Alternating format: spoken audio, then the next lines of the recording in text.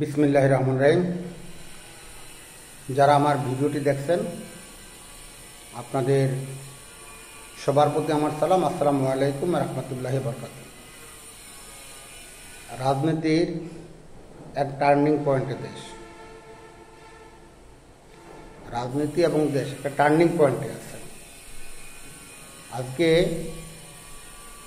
দুইটা গুরুত্বপূর্ণ বৈঠক সংবাদ মাধ্যমে এসেছে। মহামান্য প্রধান বিচারপতির সাথে সেনাপ্রধানের বৈঠক হয়েছে। আরেকটি বিষয়, মাননীয় প্রধান উপদেষ্টার সাথে তিনটি রাজনৈতিক দলের বৈঠকের দিনও আজকে। তবে যতটুকু জানতে পেরেছি বিএনপি ভিন্নভাবে দেখা করবে। আগে সম্ভবত জামাত এবং এনসিপি দেখা করবে এবং পরে বিএনপি দেখা করবে।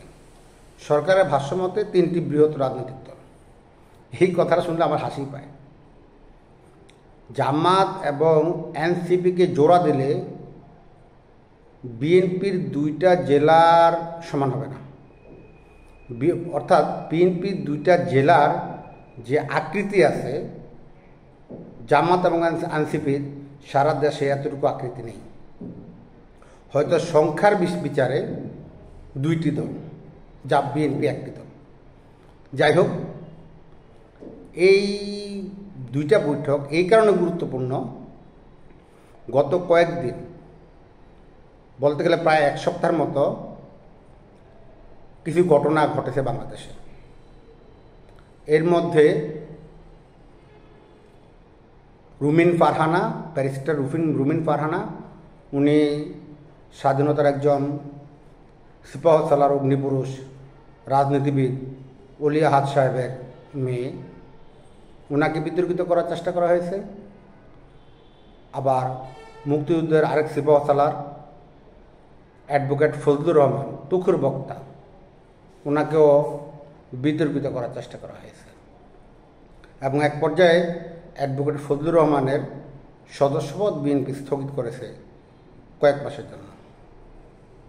এরপরে ৭১ মঞ্চ নামে একটি ব্যানারে মুক্তিযোদ্ধারা একটি গোল টেবিল বৈঠক আয়োজন করেছিল ডিআরইউতে। কিন্তু সেখানে সেই বৈঠকটি শেষ পর্যন্ত হয়নি। একদল লোক সেখানে মব করল এবং যথেষ্ট হেনস্থার পরে পুলিশ তাদেরকে উদ্ধার করলো। প্রথম আমরা এটাই জানি। পরবর্তী দেখা গেল তাদের সবাইকে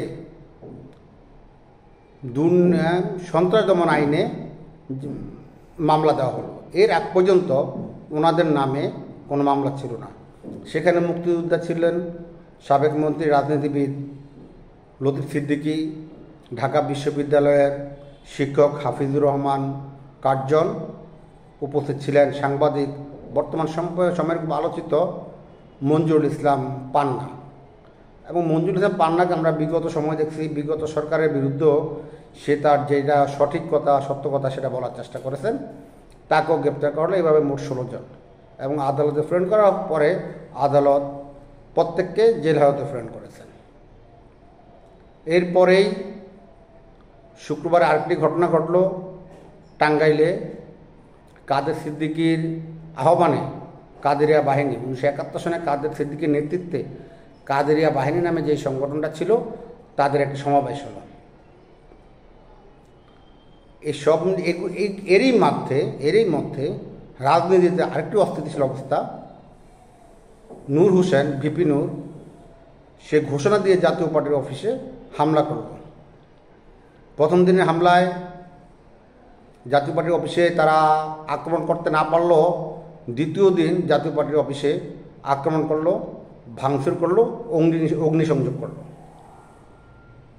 প্রশাসন প্রথম দিন তাদেরকে নিবৃত্ত করার চেষ্টা করলো, কিন্তু তারা যখন নিবৃত্ত হলো না তখন প্রশাসন তাদের যেই ব্যবস্থা নেওয়ার সেটা নিল এবং গুরুতর আহত হলো ভিপি নূর।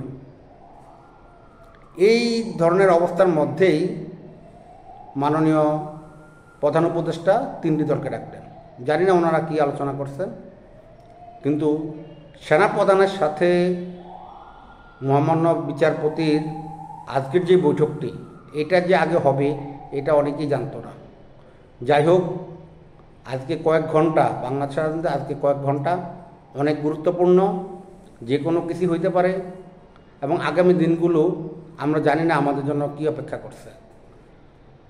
আমি 5ই আগস্টের পরে যেই মনে করলাম এদেশের মানুষ ভয়মুক্ত হবে, আতঙ্কমুক্ত হবে, একটি শান্ত পরিবেশে মানুষ জীবনযাপন করবে, একটি ইতিবাচক রাজনীতি বাংলাদেশে প্রবহমান হবে, কিন্তু তাহার হলো না। এখন একটি গোষ্ঠী স্বাধীনতাকে নিয়ে সিনেমিনি খেলছে। এই গোষ্ঠীটি বাংলাদেশে জন্ম মানেনি, এখনও স্বীকার করেনি। এরাই 47 সনে পাকিস্তান চায়নি।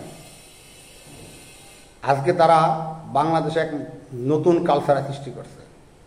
আমি জানি না বিপিনুর একটা সাহসী ছেলে, সে কোন হিসেবে জাতীয় পার্টির উপরে এই ধরনের মারমুখী সশস্ত্র এবং সংঘবদ্ধভাবে জাতীয় পার্টি অফিস হামলা করলো, জাতীয় পার্টি নিষিদ্ধ চাইল। আমি জানি না এটা কোন হিসেবে, আমার কোনো হিসেবে মিলতেছে না।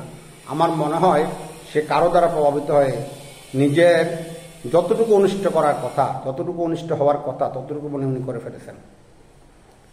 উনি আওয়ামী লীগের সাথে বিরোধ জড়িয়ে আওয়ামী লীগকে শত্রু বানিয়েছেন, কিন্তু আবার শেখ হাসিনাকে মাও ডেকেছেন। শেখ হাসিনাকে উনি মাদার অফ এডুকেশন উপাধি দিয়েছেন, আবার তাদের সাথে বিরোধে জড়িয়েছেন। উনি বিএনপির সাথেও বিরোধে জড়িয়েছেন, সেটা আপনারা দেখছেন। পটুয়াখালী তার নিজ জেলাতে সে অবস্থান করতে পারে না। জাতীয় পার্টির সাথেও বিরোধে জড়ালেন। বাংলাদেশের যে ভোট, বাংলাদেশের যে জনসমর্থন, বাংলাদেশের মানুষের যেই সমস্ত দলের প্রতি আস্থা রাখে, তাদের সবার সাথেই বিপিনুর বিরোধে জড়ালেন। কিন্তু আমার মনে হয় আখেরে বিপিনুরের কোনো লাভ হবে না। তাকে গুটি করে একটি বিশেষ শ্রেণী, একটি বিশেষ গোষ্ঠী যারা স্বাধীনতা বিশ্বাস করে না, তারা লাভবান হওয়ার চেষ্টা করছে। এবং গতকালকে জাতীয় পার্টির অফিসে হামলার যে চিত্র দেখলাম, তারা প্রশিক্ষিত কর্মী, এবং বাংলাদেশে একটি দলেরই আছে প্রশিক্ষিত কর্মী, তারা যে কোনো সময় যে কোনো কিছু ঘটিয়ে দিতে পারে। যাই হোক, সামনের সময়গুলো, সামনের দিনগুলো আপনারা দেখতে থাকুন এবং সবাই সবার জন্য দোয়া করবেন। আমিও সবার জন্য দোয়া করি। সবাই ভালো থাকবেন, আমার জন্য দোয়া করবেন। আসসালামু আলাইকুম রহমতুল্লাহি ওয়া বারাকাতুহু। আশা করি এই টার্নিং পয়েন্ট বাংলাদেশের জন্য ইতিবাচক কোনো কিছু বয়ে আনবে। সবাইকে ধন্যবাদ। আসসালামু আলাইকুম।